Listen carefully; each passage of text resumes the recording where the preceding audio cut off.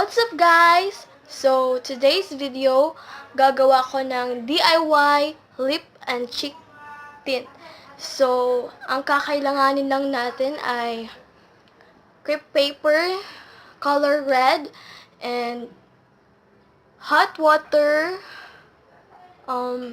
at saka gunting. Yes, and mura lang naman yung crepe paper. Nabibili lang dyan sa mga tindahan, and I think, nabili ko lang siya ng 7 pesos. So, without further ado, let's get started!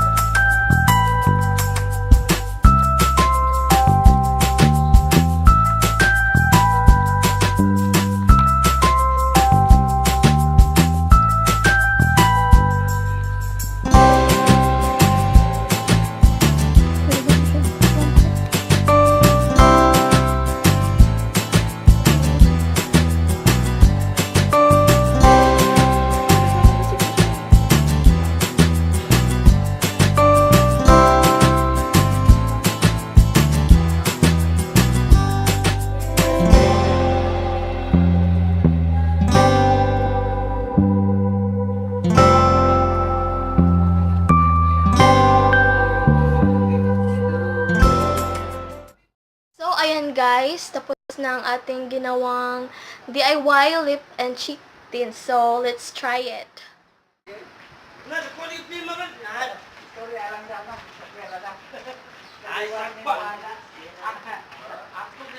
O, diba? Tapos, lagyan natin ang ating cheek.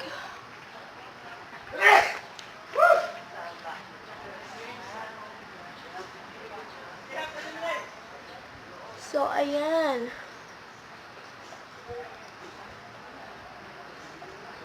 Pwede tayong gumawa ng drunk blush. Ganyan.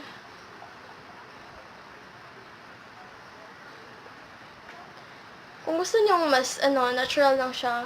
Kung gusto niyo yung mas red, pwede nating dagdagan.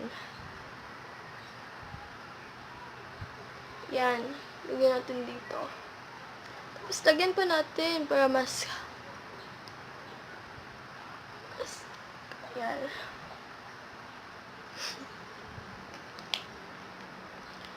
So, ito na. Ito na ang ating finished product. So, ayan. Ganyan. Pak.